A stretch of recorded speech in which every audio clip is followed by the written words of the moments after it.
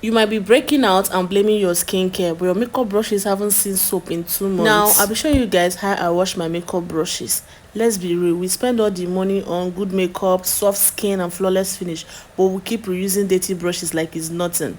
But not anymore. If you don't know, let me educate you. Warm water is preferred for washing makeup brushes over cold water because it is more effective at loosening and dissolving makeup and other residue, especially from waterproof or long-lasting products. Next up is adding liquid soap and olive oil, but I don't have olive oil, so I'm making use of coconut oil here. One may ask, why adding olive oil into the water?